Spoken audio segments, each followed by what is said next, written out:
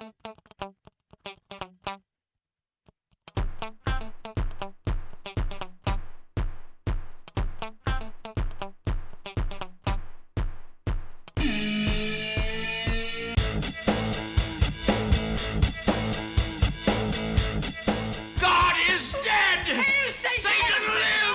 gonna need a bigger boat. I'm your number one fan. Here's Johnny! Welcome back to Breathing Underwater's Moviecast. How's it? I'm Dan. And as a kid, I was admittedly a little sheltered. My parents weren't into horror, and they wouldn't let us watch like PG-13 until we were 13 kind of stuff. But around 14, those teenage years hit, and my parents kind of said, all right, go ahead and watch whatever you want. So then the floodgates opened, and my teen years were really focused on delving into a lot of those 80s, 90s horror franchises that were so iconic, like Halloween and Michael Myers being my favorite, but also like Hellraiser, Chucky, Love Freddy. Now, for whatever reason, I did not get into Jason and the Friday the 13th films. I don't think I saw any of them except for the first one much later, like in my college years maybe. But yeah, I was really big into horror, especially slasher stuff. I remember seeing Scream in the theaters around that time. Blew my mind. Because again, as a kid, I didn't get to see a lot of this stuff until I was a teenager, and I didn't get to see any of it in the theater. So when I finally got to see some horror movies in the theater, it was quite an experience. I remember, actually, we were a little bit too young. I think maybe 15 or 16. I don't remember how old exactly, but we were dropped off to see Blair Witch Project when it was in the theaters, which I didn't know at the time. I hadn't seen any of the viral marketing or anything. Didn't know that it was all fictional. Just heard about how scary it was. Went to see the movie, thought it was real. But if I remember correctly, we got kicked out before we saw the end in the theater the first time because we were supposed to be accompanied by an adult. As I got older, I still was always interested in the genre, but several years later was when things like Saw and all the Eli Roth style films that were more focused just on gore and shock value. A lot of them didn't really have much story to tell, in my opinion. Though I continue to be interested in following the saga of like Michael Myers and such. I kind of fell off with horror in general as a genre. But I've mentioned on here a few times that the past, 5-7 years of mostly, but not always, indie horror output has really recaptured my interest in the genre. I think it's safe to say that with the dominance of Disney and franchise-driven and superhero-driven content bombarding the box office, that unfortunately, even with some really good stories to tell and some interesting characters to follow, I think there is a consensus, even amongst the most non-critical, that there's been a bit of a homogenization and a lack of creativity when it comes to storytelling and characters and telling new stories in Hollywood, in the past decade or so, for sure. And it seems to be that some of the best scripts, some of the best original ideas are coming out of like the horror, thriller, and like dark drama area of filmmaking. A lot of it being low budget or indie. Obviously A24 and Blumhouse have been making big waves the past few years. But I feel like every time I turn around, there's a new positive review for a horror movie coming out that wasn't on my radar, that I didn't even know existed until it's about to be released. And that's awesome. That gives me hope that there's still good stories to tell, regardless of genre, that there's still creativity, there's still innovation, there's still visionaries, there's still artistry in Hollywood and filmmaking as a medium. But again, that's stuff that I've talked more about in previous episodes of this podcast. What I want to focus on today, especially now that we're in a spooky season, is I wanted to catch up on some stuff from the past that, for whatever reason, I never got around to seeing. Iconic, majorly influential horror and thriller movies, some of which are so iconic and part of the zeitgeist that I felt like I never even really had to see them. Maybe that was one reason that I didn't rush out to do so, because they had been parodied and referenced, talked about so much that I guess part of me just felt like I missed the boat, and perhaps the original experience would never be as monumental for me because I was so late to the game or whatever. But, and I gotta give credit where it's due and show endless appreciation for my wife, who's a big horror movie fan, and she's had the same reaction that a lot of people have had when I've said that I haven't seen like The Shining or Rosemary's Baby. Oh, we need to watch that right now. So here are several classic, iconic horror movies. I know that everything that could be said has been said about these movies, so I'm not going to be giving like a review or a critique or anything. This is just my general thoughts and reactions from the point of view of somebody that has known about these films, well aware of their characters and their iconic lines and the broad strokes of their plot for my whole life, but has only gotten around to seeing them more recently.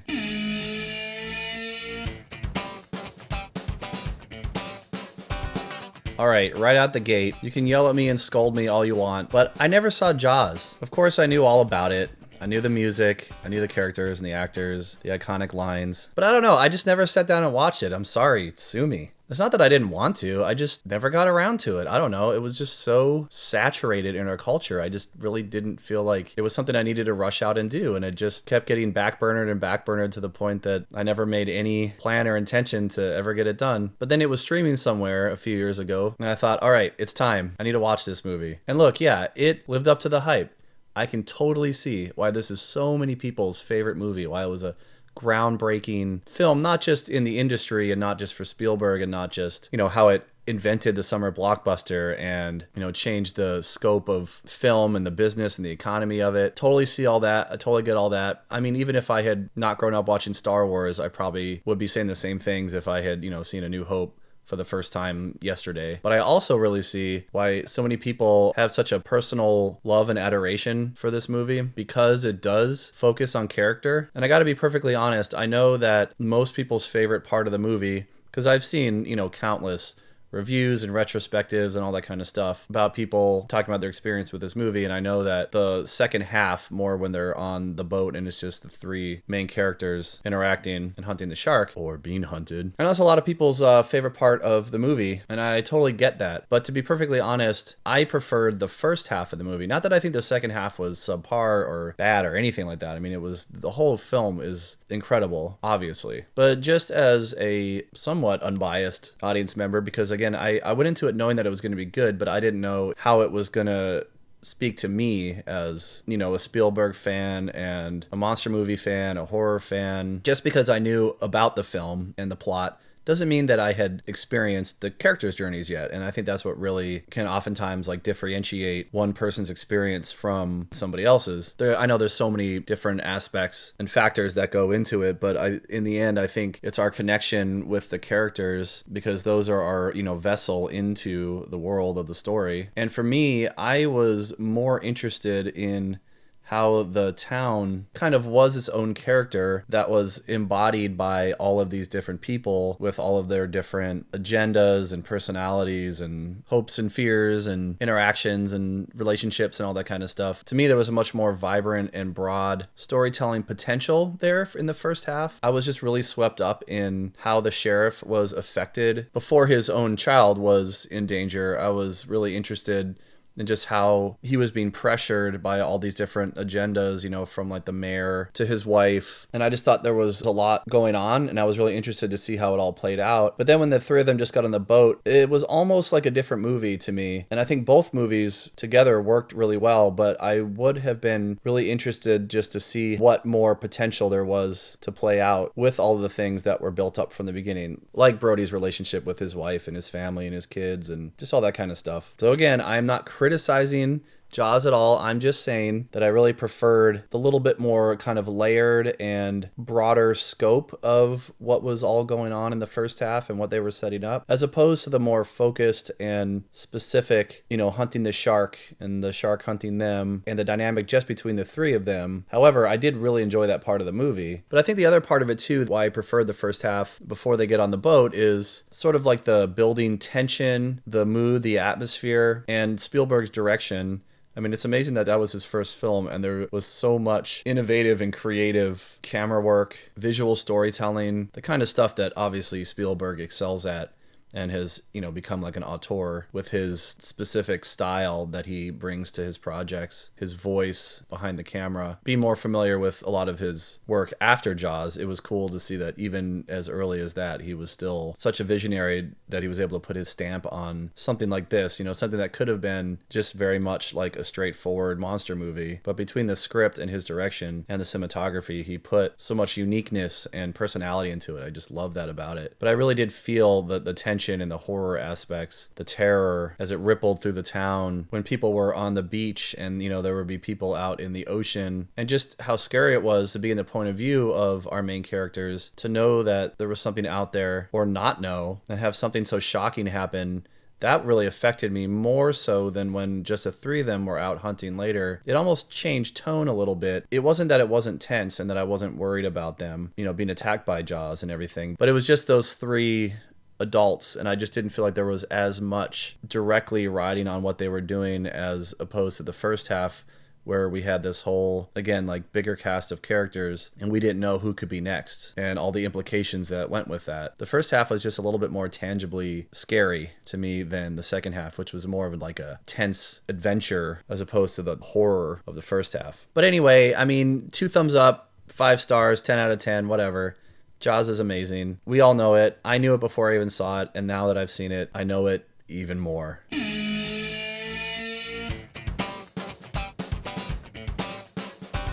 All right, here's another one you're probably going to smack your forehead about. I had never seen The Shining, though thanks to a Treehouse of Horror episode of The Simpsons, I knew it very, very well. It's one of my favorite episodes of the Treehouse of Horror growing up. But again, I just didn't make any effort to see it because it was just so part of our culture. But when it finally came down to it, again, it was streaming somewhere that I had access to, so I just said, okay, it's time to see The Shining. And what is there to say about The Shining? What I can say is I was absolutely riveted. I'm still fascinated and frustrated with the mystery of why Jack Nicholson in that picture at the end. What does it mean? I know I've heard theories and I have my own, but I would just want to know. Now, I haven't read the Stephen King book, which I know that Stephen King kind of didn't like or disavowed the film or whatever, but regardless of that, I don't really care because on its own, the film was absolutely incredible. I can say that most of the time I might be, I'm tense, I'm anxious for the safety of the characters when it comes to a horror movie, but very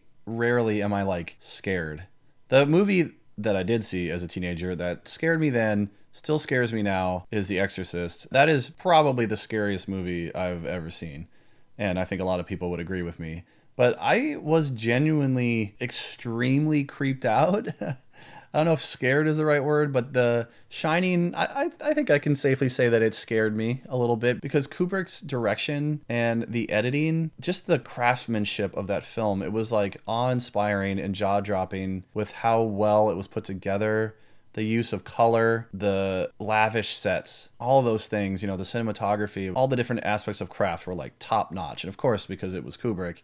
Now, I have my own feelings about Kubrick as a director. I'm honestly not a big fan of his. I respect him as a director and an influencer of generations of filmmakers. But his films, for the most part, I just don't really enjoy. They're more of a academic fascination to me than they are. I can sit down and watch Clockwork Orange or 2001 and grab a bag of popcorn and be yeah, this is going to be fun. I have other feelings too about his kind of indulgence and ego when it comes to his movies. And I only say that, I'm not trying to detract from Kubrick or anything. I know he's one of the greats, but I just say that because I felt that way before seeing The Shining. So I did have some hesitations about would this movie, like a lot of his other films, to me come across as a little bit overly indulgent and unnecessary in terms of, hey, look how amazing I am as a filmmaker, as opposed to here's a story that I told in the best way that I could kind of filmmaking. And that's more of a personal preference, I'm not one of those, because Lawrence of Arabia is so beautiful to look at, that it is a entertaining film experience for me. I'm more about the experience and how it feels to me than the technical prowess and accomplishment, though that stuff does matter, but it's also why I can appreciate, one of my favorite films is Kevin Smith's Chasing Amy, and Kevin Smith is one of the most derided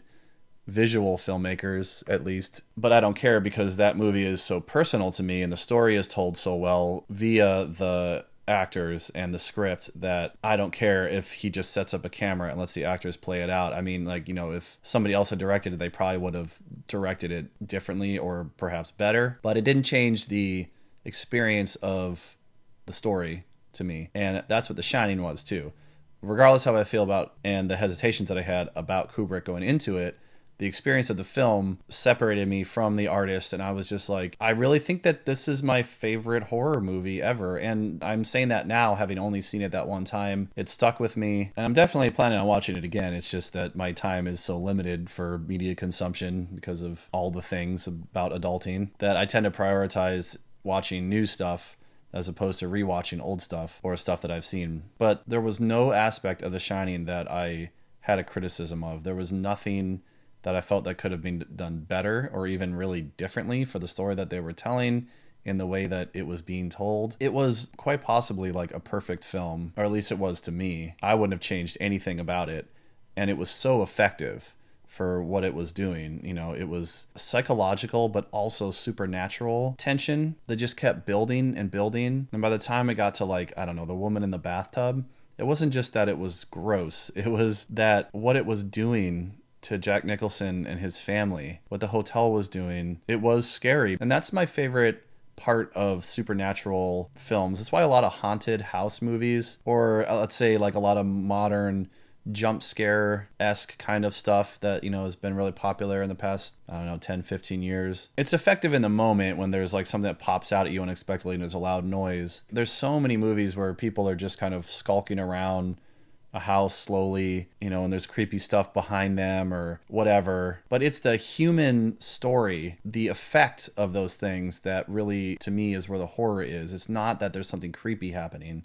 For instance, my wife and I watched, I think it's called The Haunting of Connecticut or Haunting in Connecticut, something like that, just last night. And I thought it was a fine haunted house movie. It was effectively creepy, but I wasn't really scared by any of it because there was creepy stuff happening, but I never really felt like anybody was in any real danger. They never gave any reason to believe that the spirits in the house were malicious or after anybody in particular in any particular way until the end, really, when you find out what's really going on. But that's not what I thought was really the issue of the movie, was that there was creepy stuff going on. That's one reason that like The Conjuring didn't really work for me. People really liked the original Conjuring. I thought the second one was a lot better personally, but it was just, to me, a very standard haunted house movie where there was like creepy stuff going on, but we never really got to know any of the characters very well, and they kept adding more and more characters that I was like, okay, it's a haunted house, but so what? I just didn't find the original Conjuring to be very effective on the horror front because it didn't really seem to be affecting anything that I was emotionally attached to in the film. So like there were no characters that I was particularly attached to or worried about. So that kind of negates the whole horror aspect. And then it didn't really seem to be affecting the family in any certain way that was of big major consequence. It was more of just waiting for the next scare. I thought the movie was done well, but the story wasn't up to par for me. Actually, I thought that even though some of the acting and there was some other issues with the pacing and the general construct of the Haunting of Connecticut film, I thought it was a better haunted house film because even though I didn't feel any direct danger from the supernatural part, the family was being torn apart by what was happening in the supernatural realm. And that to me is where the horror of horror really happens, is how is the situation affecting the characters. So back to The Shining, it was like the most effective I've ever seen of that kind of interplay between, yes, there's creepy supernaturally stuff going on, but it's these humans that I'm rooting for, that I'm relating to, that are being put through the ringer. And it was scary to think about how that is kind of like an allegory for, you know, any kind of ongoing trauma or tragedy affects people and their relationships and their psychology and all that kind of stuff. That's where movies are really like kind of scary to me. Hence The Exorcist too. And also I saw Dr. Sleep a little while after seeing The Shining, which I don't think I would have watched without seeing The Shining, but I'm glad I saw The Shining first because it made me appreciate Dr. Sleep a little bit more. I don't think Dr. Sleep was a perfect film, though I'm really glad that they gave that to Mike Flanagan. Even as indulgent as he's getting on his Netflix stuff, I still think that he is a really, really good director, and he did Kubrick and the characters from The Shining justice with his follow-up with Dr. Sleep. And as a companion, I don't know if I would call it a direct sequel. It's more of like a companion film in my mind. I thought it was totally respectful and was good. It was effective. I like how the story took the lore of the first film and kind of used it in a different area, in a different way, It wasn't just trying to re-up The Shining. It was more of like its own thing. It just happened to have some characters from The Shining.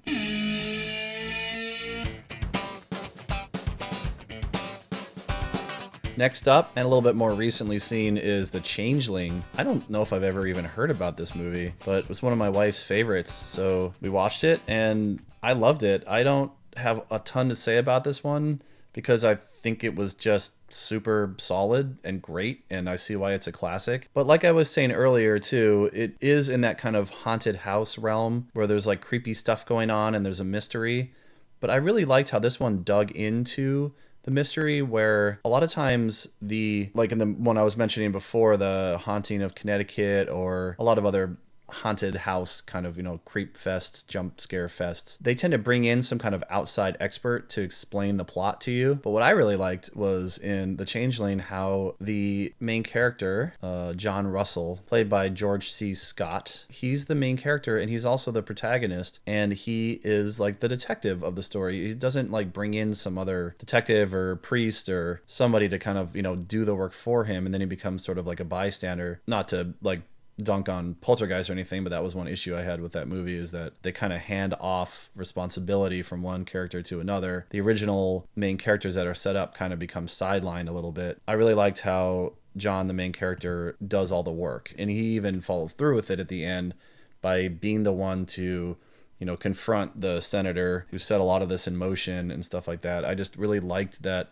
it was a well told supernatural thriller, but it also had a really good mystery at its core, that once you found out what was going on, it still had some story to tell. It still had some consequence to play out. It wasn't just like, I keep thinking about The Haunting in Connecticut because I just saw it last night, but it is a perfect example because it is, in a lot of ways, I thought it was a very generic movie of this kind of broad subgenre of like supernatural haunted house thriller films. But once you kind of found out what was going on, it was really just a matter of like appeasing the spirits, and you see that a lot in these movies. And that was the same thing in The Conjuring too. They needed to do like an exorcism. The Exorcist stands alone as its own thing. I wouldn't put it in this category because it's just so monumentally perfect and perfectly horrifying in every way. But in The Changeling, he wanted to appease the spirit, but he had to do stuff in the real world too that, involved him making choices and sacrifices and picking at the scab of his recent trauma and everything. So again, I just thought it was a really good human story, just a good story that was directed and crafted really well to also be a very effective, creepy, thriller, horror-esque kind of story too.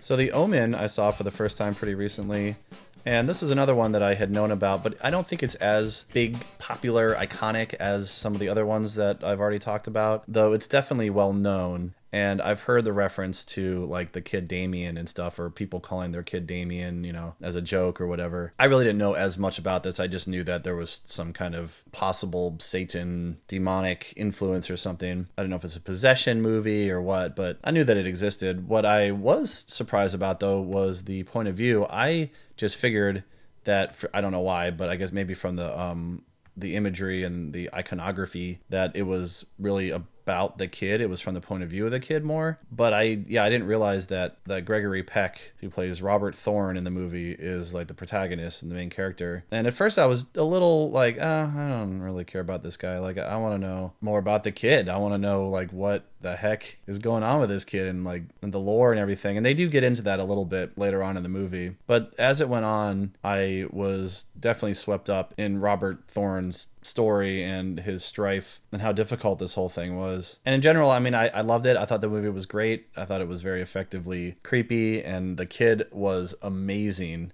Just those faces he makes. Such a good example of using a child actor in effective ways, where he had very minimal dialogue and they just had to get the right facial expression out of this kid. And you were just like, oh no. But that was the bigger revelation for me about this movie was the director. I had no idea that it was Richard Donner. And I, growing up in the 80s and 90s, of course, associate Richard Donner mostly with Superman. I really didn't realize, and I feel like I've had this revelation more than once and then I kind of forget and then I go back to it, is that Richard Donner is like one of the most eclectic and versatile directors that ever worked in Hollywood. he's done something in like every genre. I watched something the other day. Oh, right. My wife and I watched Lethal Weapon, which I'd seen in the past. I didn't know that was Richard Donner. Lady Hawk, one of my parents' favorite movies we would watch as a kid. They'd always talk about how they love the movie except for the music because it's so dated. I didn't know that he did The Goonies, Scrooged. This guy, like, he did everything. I just didn't realize it. I didn't really pay attention to it. He is more of an auteur than I ever gave him credit for, especially because, like, you know, I liked Superman as a kid, but as I got older, and especially, you know, in the 90s when like more edgy superhero stuff was starting to come out, I really saw the original Superman as, you know, very, very campy, as it was meant to be. But, you know, as like a teenager and stuff, I thought it was kind of dumb. Because compared to Batman, which is, you know, was my favorite character and is one of my favorite movies. I was a big Tim Burton fan, of course, back in like high school and college because he's so edgy and dark and brooding that I just kind of wrote Superman off, you know, as like a fluffy, cartoonish iteration of the character. I know it was iconic for a generation and it established superheroes as viable cinematic box office contenders, but it just didn't match my tastes as I got older. Really don't think I've seen Superman actually since, I don't remember the last time I watched it, but I should watch it again and give it another chance. But it doesn't really matter at this moment because I now understand, even if I don't like all of his stuff, Richard Donner, I think, is one of my favorite directors just looking through his filmography. And I haven't seen half his stuff. Like, I've never seen Radio Flyer. I've never seen he did Maverick with Mel Gibson. I remember I saw that as a kid. I remember liking that. I don't know if it's any good, but Conspiracy Theory, I didn't know he did that. Assassins, okay, I've seen some of these movies. I don't remember a lot of them, but the ones that I do know, The Toy, wasn't that? Oh, that was Richard Pryor. I never saw that. Anyway, now knowing that Richard Donner had done all this stuff and such a varied, vast array of things, the guy's a legend. And I just think it's really cool that The Omen is one of his more iconic ones too. That, you know, he wasn't just like a splash in the pan with Superman and then kind of fell off. Like, he really made his mark in most major genres. Shows you how creative and willing he was to push his boundaries and comfort zone. I would think that he was more interested in like making movies in general and telling stories than he was of like, I am a, you know, this kind of director. Like, this is my comfort zone. You know, like Michael Bay or Rob Zombie, which is fine, but I think a lot of creativity comes out of challenge and comes out of stepping outside of your comfort zone and stuff. So, but anyway, back to The Omen specifically. I thought that ending, that fake out ending, was absolutely incredible. One of the best I've ever seen, where you think something happened and then you realize something else happened. It was done so well, executed perfectly. And that movie ends on like that perfect forehead smack, oh my God moment. Just kind of brought it all together and really made it worth everything. The one criticism, though, I gotta call out on this movie is a nitpick, and I don't really care because it's a movie and I'm not really criticizing it for it. I just have to put it out there that the scene in the graveyard where they're being attacked by the demon Rottweilers, unless something about being like a devil, you know, antichrist, like protecting sentinel, like diminishes your dog powers or something, but those guys were being mauled for minutes by a couple big Rottweilers. They were Rottweilers, right? Not Doberman, I'm pretty sure. They walked away with like some, you know, cuts and scratches and bite marks, but they would have been absolutely shredded if those dogs dug into them for that amount of time. Oh, movie magic. I could suspend my disbelief about all the supernatural stuff, no problem. When it came to a dog attack, I was like, wait a second, but it's okay. The movie was great, and I applaud Richard Donner for making it and all the other stuff he did. That guy's got quite a legacy.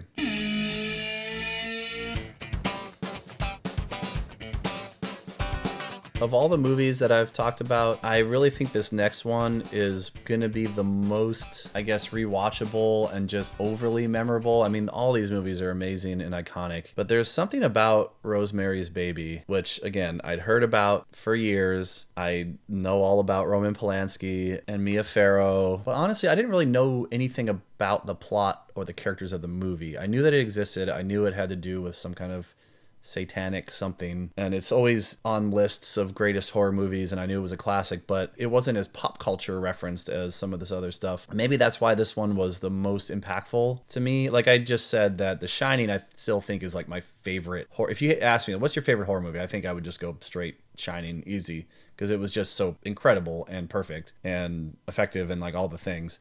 But Rosemary's Baby was something that like I had no idea really what to expect what the specific tone was going to be, what the story was really going to be, who the characters were going to be. So I think I went into this one really the most blind, and maybe that's why it had the biggest impact on me overall, because man, it was scary. And again, I don't say that lightly. Like, this movie was terrifying because, number one, like the title, Rosemary's Baby, I just assumed it would be mostly about the baby, about like a woman giving birth, you know, earlier in the film, and then dealing with having this child. That I guess I kind of assumed that Rosemary's Baby would be more like the Omen, I guess. The kid would have a bigger presence in it. I didn't realize that it was really about her and her relationship with her husband and their neighbors. And it had me on the edge of my seat in terms of, like, yes, it was creepy, and I knew that there was stuff going on beneath the surface, and that she was being manipulated and used and puppeted and all this stuff. I knew that there was stuff going on, but I didn't know to what end exactly. I didn't know why. And we were just so consistently in her point of view that we were really living this story with her as an audience. We never really got a break. We never really got a respite from what she was going through.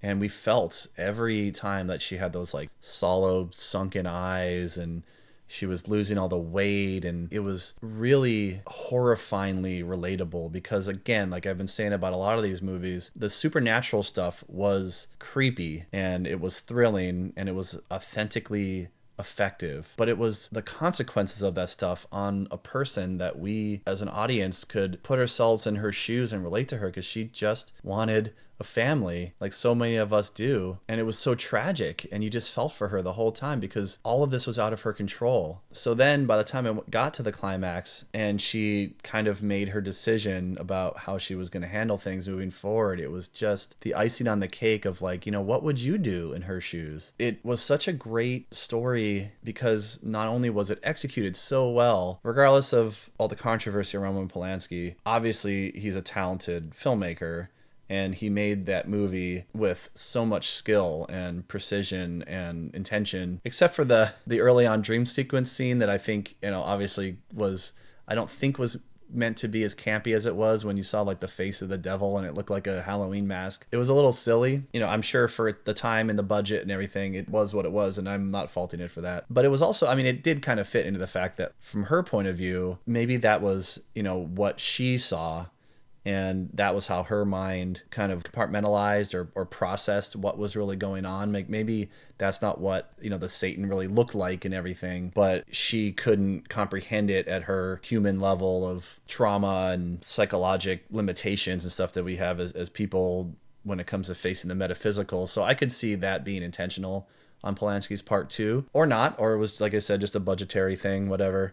But either way, to me, it didn't detract at all from the bigger experience of the movie, because it was just a necessary plot point for the rest of the movie to happen. And Mia Farrow just played this character immaculately. It was so effective and so well played to its tragic peak that by the time, again, at the end, where she makes the decision to be the mother of this child, you really feel for her and her conundrum. And that's where I think that some of the best movies, and where horror can really bring out, can ask these really hard questions without easy answers, and or even having to give an answer, just leaving you with the, well, you know, what would you do kind of denouement. Until the third act denouement.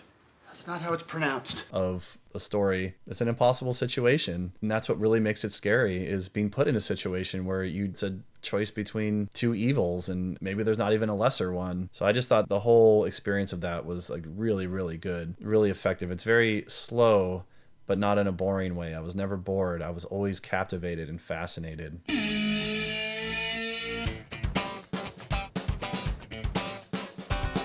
And last but definitely not least is Misery, which my wife and I just watched like 2 nights ago. And this is another one, kind of like with The Simpsons. There was a Critic episode back in the 90s. If you've never seen The Critic, definitely go and watch it. It was a shorter-lived, somewhat Simpsons peripheral, like produced by some of the same people, you know, primetime cartoon in the same kind of time slot. But John Lovitz was a film critic in New York, and it was just all about his shenanigans. Really satirical, definitely more cynical than The Simpsons ever were, but hilarious. And there was a whole episode that was a parody of Misery. Buy my book! Buy my book! So I knew the broad strokes, and I knew, you know, the iconography. I knew James Caan and Kathy Bates were in it, though I didn't know anything about the supporting cast. And you had people like Richard Farnsworth, who I am not that familiar with because I know he's kind of like from a different generation. But my brother made me watch The Straight Story a couple years ago because he was getting into David Lynch catalog, and he told me I needed to watch that. And honestly, Richard Farnsworth and his wife in the movie,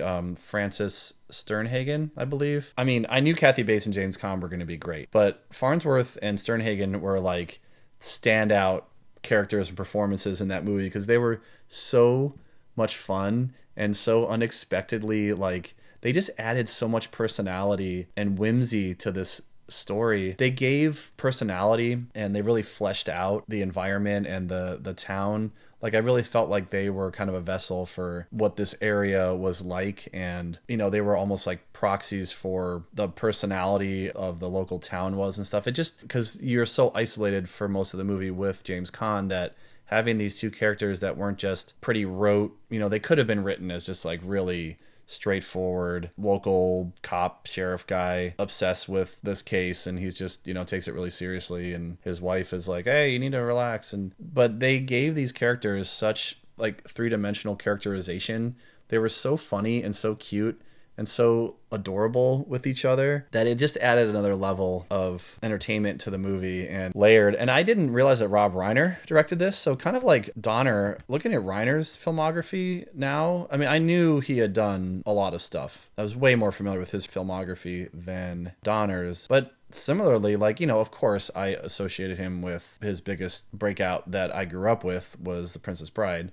But I also didn't realize that he did like Stand By Me. I knew he did Spinal Tap, but he's done a lot of like really different, diverse stuff. Ghost of Mississippi, The Bucket List, The American President, A Few Good Men, Harry Met Sally. So he's just done a lot of stuff in different genres like Donner, and guy is really eclectic, versatile, and I just gotta give it up for him, because it's one thing to, you know, make a movie in a genre, but it's another thing to do it masterfully, to really understand that genre and be able to jump between genres like Donner and Reiner have been able to, and do them all so well. Because I don't think every director can do that, and maybe that's why people like Michael Bay stay in their lane. They do that, and that's what they do. And doing anything else, they probably wouldn't do it as well, or at least don't think they would. I don't know. But anyway, obviously, Kathy Bates was phenomenal. She scared the living hell out of me, even when she was, especially when she was like sweet as sugar. Oh my goodness gracious. Oh man. And like the first time she started swearing at him, whew, just terrifying. Like, she was such a powerful presence, and the power that she had over Caan. Another thing I gotta say, I don't want to get too political here or whatever because of what's going on out in culture in general, but I was absolutely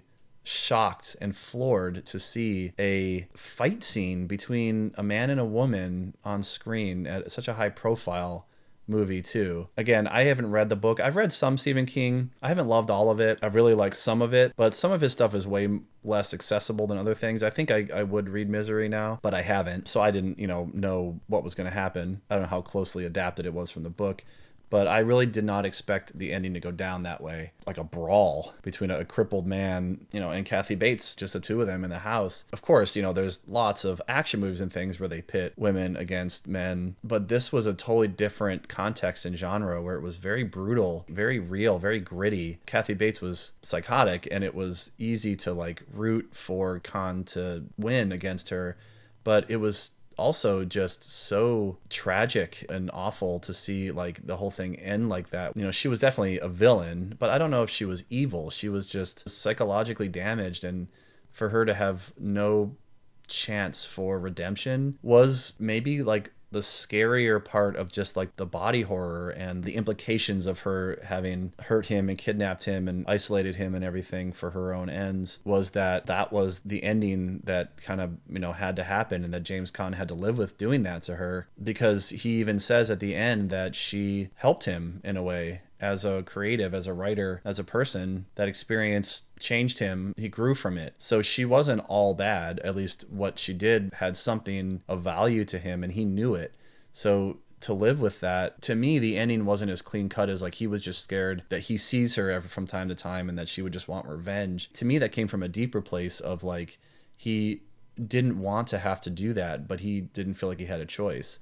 Or maybe he did. I don't know. And if he did, then that makes his character a little bit more, I don't know, on her level, and more brutal and maybe a little bit more unrelatable, because the way he was stuffing the pages in her mouth and everything was, in the moment, you were like, yeah, get her. But then it was also like, man, this is really sad and tragic and horrifying that it had to all go down this way. I don't know exactly what the story implications are. I'm sure they're meant to be open for interpretation a little bit. But that's why this movie, I thought, was, the whole thing was great, and it was so tense and so just horrifying. Honestly, like, I haven't seen James Caan in a lot, but I do know him from some things. And one of my biggest criticisms of the movie Elf, that a lot of people love and adore, as a Christmas classic, one of my biggest issues with that movie is how aloof and detached James Caan feels to the whole thing. He just almost feels like a non-presence to me. And he did in this too, but in this one it worked because of the circumstances that he was in. Like, what else was he going to do? He could yell and scream and cry and fight, but he knew right off the bat that he was dealing with an unhinged person. So I thought that his acting, his James Caan-ness of it was perfect. So I feel like perhaps he is a better actor than I've given him credit for in the limited stuff that I've seen him in, because again, I don't know him from very much, but I just felt like the stuff I have seen him in has kind of been one note, but maybe he is more purposeful about that one noteness than I've given him credit for. So James Caan, I'm looking forward to seeing him in more stuff now that I've seen him pull off this role so well.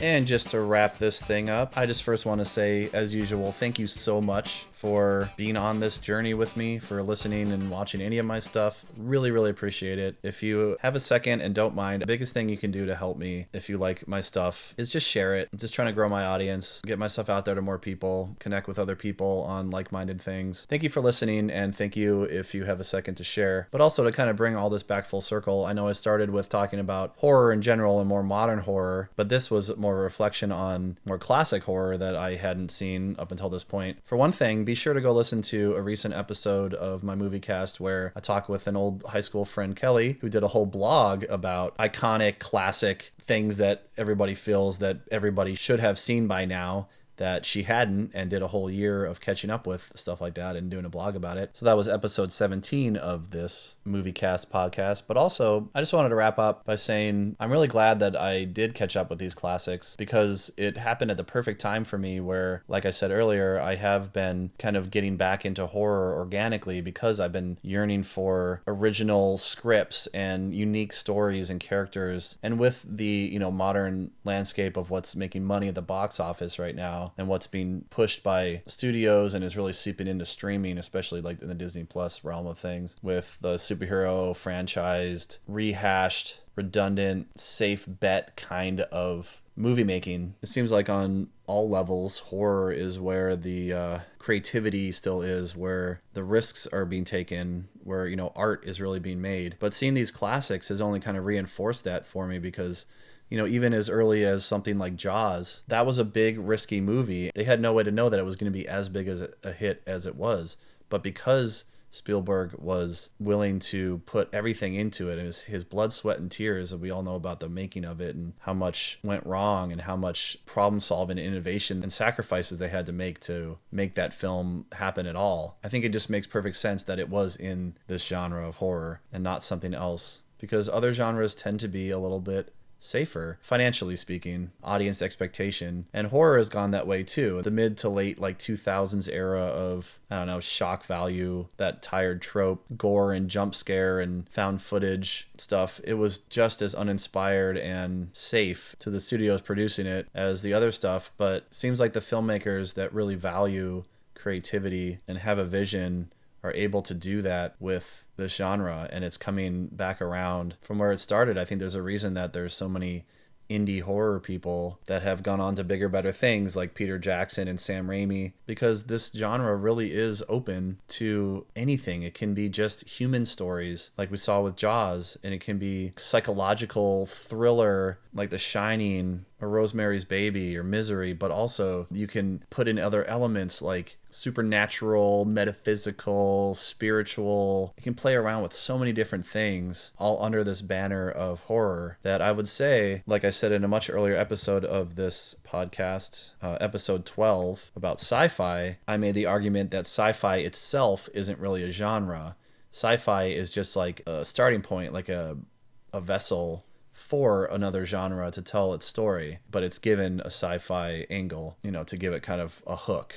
But getting back into the genre in the past several years and now going back and watching a lot of the stuff that influenced it and got us to where we are now, I would like to make the same argument about horror, that horror isn't a genre as much as it is like a packaging or a lens through which to tell diverse, really human, endlessly varied stories that speak to so many aspects of the human experience. But whether through allegory or metaphor or just because it's cool, when you give it that dark horror thriller edge, it elevates those human stories and gives them a lot more ground to play and to be creative and to do something interesting with it. So there are still a bunch of classics that I haven't seen, I'm sure. I'll keep seeking that stuff out as it bubbles up, but I am also going to be trying to keep up with, as much as I can, the current output of stuff in this genre, and I hope that it just continues to be fresh and creative and bold. And I hope you have a spooktacularly happy haunted Halloween. Let me know your favorites in the comments. Any modern or classic horrors that I should spend the time getting to know that I haven't yet. So thanks again, and goodbye.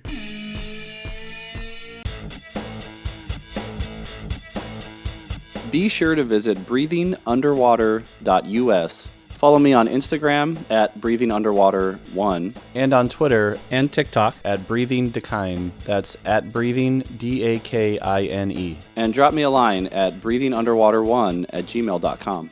Please note that I do not claim any ownership of any media presented in this podcast, which is only used for promotional purposes unless otherwise noted. And all views and opinions are those of the person expressing them and do not represent any other entities discussed in this podcast.